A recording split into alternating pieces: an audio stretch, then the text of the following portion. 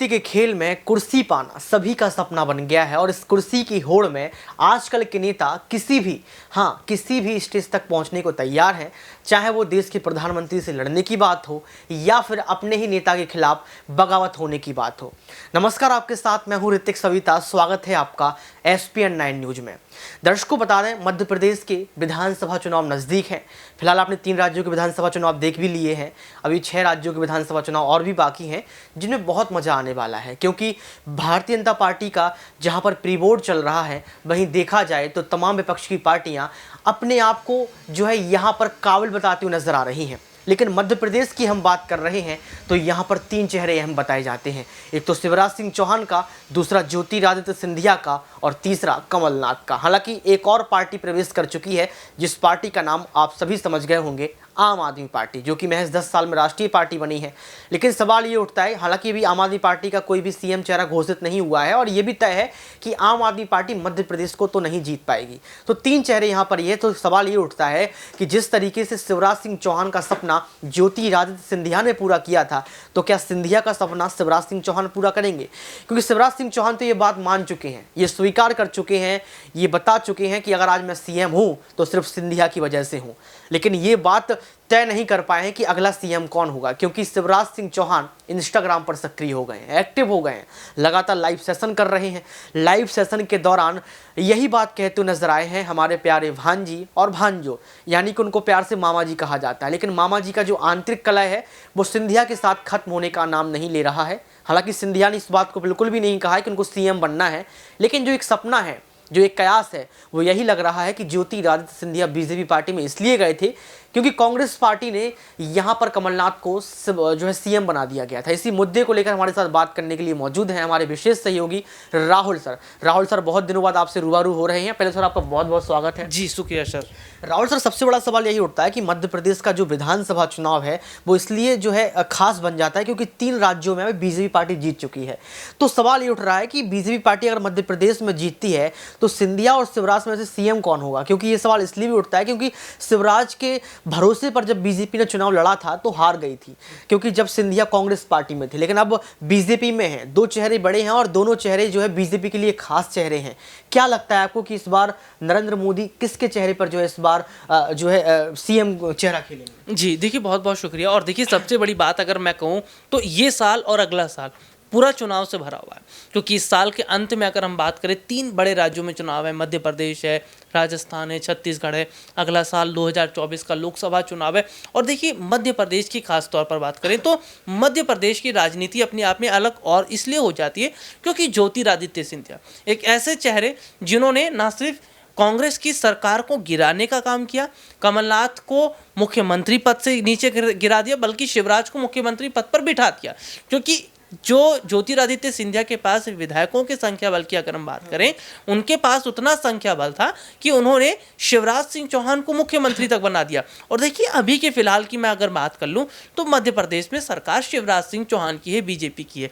लेकिन बार बार जनता की तरफ से सिंधिया को आगे करना, या अगर हम बात करें BJP के एक वरिष्ठ नेता हैं कैलाश विजयवर्गीय, उन्होंने ज्योतिरादित्य सिंधिया को ये तक कह दिया था कि हाँ, अगर उनके चेहरे पर CM चुनाव लड़ा जाता है, उनके चेहरे पर विधानसभा चुनाव लड़ा जाता है, तो कोई दिक्कत वाली बात नहीं है। तो यानी कि ये देखा जा रहा है कि युवाओं पर खास तौर पर फोकस करने का काम किया जा रहा है। देखिए, अगर शिवराज सिंह चौहान की छवि होती या पकड़ होती तो वो अपने दम पर सरकार बना सकते थे, लेकिन ऐसा नहीं हुआ।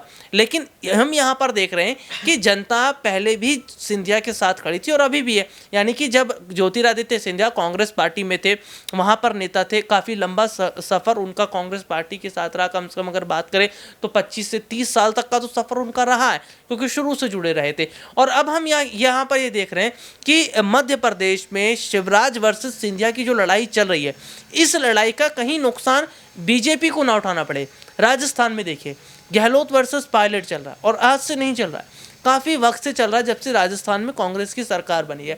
और यही सवाल तो खड़ा किया जा रहा है राजस्थान में कि अगर पायलट पर बड़ा फैसला नहीं कर पाती कांग्रेस पार्टी तो वहाँ पर भी इनकी सरकार गिर जाएगी। क्योंकि कांग्रेस की सरकारें ज़्यादातर अगर गिरी हैं या वहाँ के उनके मुख्यमंत्री को झटका लगा है तो उनकी नीति की वजह से। पंजाब में आपने कैप्टन को बदल दिया, चन्नी को मुख्यमंत्री बनाया, लेकिन पंजाब विधानसभा चुनाव के नतीजे आए, सबने देखे कि पंजाब में कितना बड़ा नुकसान कांग्रेस पार्टी को हुआ। हम इसी तरीके से देख लेते हैं मध्य प्रदेश में सिंधिया को लेकर सोचा जा रहा था, लेकिन आपने मुख्यमंत्री कमलनाथ को बना दिया। सिंधिया अपने साथ विधायक लेकर शिवराज के पास चले गए और नुकसान कांग्रेस पार्टी को हुआ। तो कांग्रेस पार्टी की जो नीतियां नहीं है वो ठीक नहीं है, कहीं वही नीति बीजेपी पर भारी ना पड़ जाए, ये एक सबसे बड़ा सवाल है। तो मुझे ऐसा लग रहा है कि अगर युवा पर फोकस किया जा रहा है या युवाओं को आगे बढ़ाने की बात की जा रही है तो एक चांस सवाल ये उठता है यहाँ पर राहुल सर, जिस तरीके से आपने मुख्यमंत्रियों की बात की, लेकिन बीजेपी पार्टी सिर्फ एक ही चेहरे पर लड़ती है। देखिए, अगर हम लोग उत्तर प्रदेश की बात कर लें तो योगी आदित्यनाथ दोबारा सीएम बन चुके हैं। अगर हम मध्य प्रदेश की बात कर लें, शिवराज सिंह चौहान तीसरी चौथी बार जो है सीएम बने हैं। अगर हम लोग बात कर लें यहाँ पर उत्तराखंड की, तो उत्तराखंड में भी दोबारा ही चेहरा दोहरा दिया गया था। यानी कि अधिकतर हम राज्यों की बात करें तो उन राज्यों में जो है बीजेपी पार्टी उन्हीं चेहरों को आगे करती जो चेहरा पहले मुख्यमंत्री रह चुका हो। तो यहाँ पर शिवराज सिंह चौहान अगर जीतते हैं, बीजेपी जीतती है, तो उनका तो सीएम बनना तय है।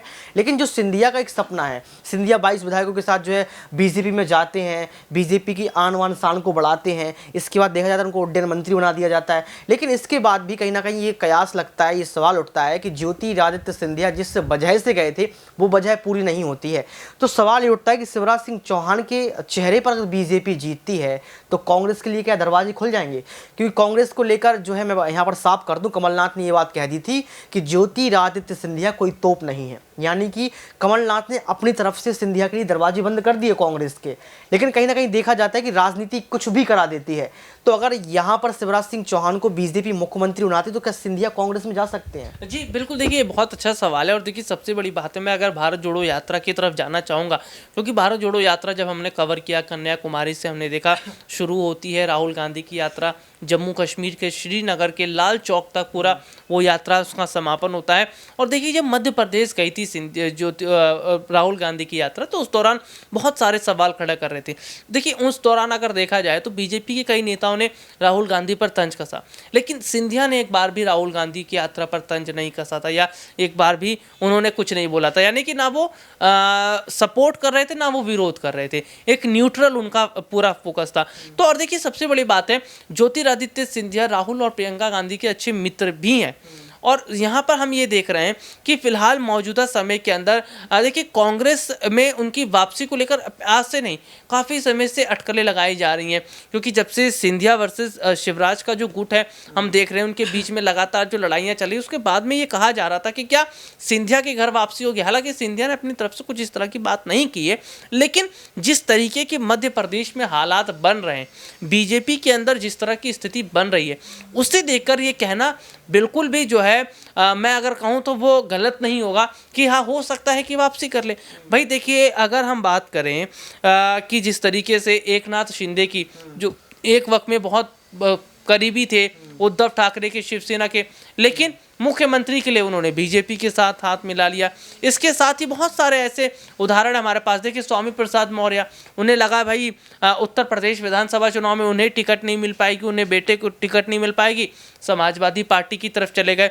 देखिए जिस तरह से आप बात कर रहे थे कि बीजेपी कई मुख्यमंत्री चेहरों को रिपीट करती है, नीतीश कुमार को हम देख लेते, बीजेपी का और जब जेडीयू का गठबंधन था तो भाई नीतीश कुमार को आपने मुख्यमंत्री रखा। देखिए ये जाहिर तौर पर अगर हम देख रहे हैं तो स्थिति कुछ इस तरह की बनी हुई है। एक अंतिम सवाल रहेगा आम आदमी पार्टी की तरफ से कि अगर आम आदमी पार्टी मध्य प्रदेश में जो है कुछ सीटें लेकर आती है और कांग्रेस को कुछ सीट कम पड़ जाती है, तो क्या कांग्रेस का साथ दे देगी आम आदमी पार्टी? देखिए ये कह पाना बहुत मुश्किल है, क्योंकि हम मेयर चुनाव की जब हम चर्चा कर रहे थे, मेयर चुनाव जिस तरीके से एक बार, दो बार, तीन बार टल जाता है, उस समय कयास लगाए जा रहे थे कि कांग्रेस पार्टी के साथ हाथ मिलाएगी आम आदमी पार्टी, लेकिन नहीं हो पाया। तो देखिए ये अब बहुत मुश्किल दिख रहा है कि आम आदमी पार्टी कांग्रेस के साथ हाथ मिलाए। लेकिन हाँ एक बात है कि भाई विपक्ष अगर एकजुट हो जाता है तो शायद कहीं ना कहीं बीजेपी के लिए मुश्किलें खड़ी कर। बहुत शुक्रिया सर आपका। देखिए सबसे बड़ा सवाल ये खड़ा होता है कि राजनीति में, जैसे कि राहुल सर ने बताया है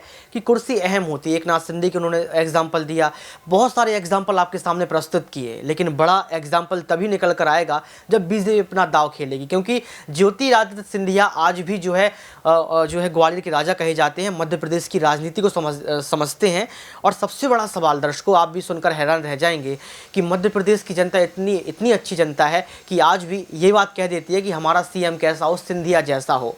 तो क्या सिंधिया सीएम बनेंगे, इस पर सभी की निगाहें टिकी हुई हैं। बीजेपी का फैसला क्या होगा ये भी हम देखेंगे, लेकिन जाते जाते सवाल आपसे पूछेंगे कि क्या आपको लगता है कि ज्योतिरादित्य सिंधिया का सपना बीजेपी पार्टी पूरा कर देगी।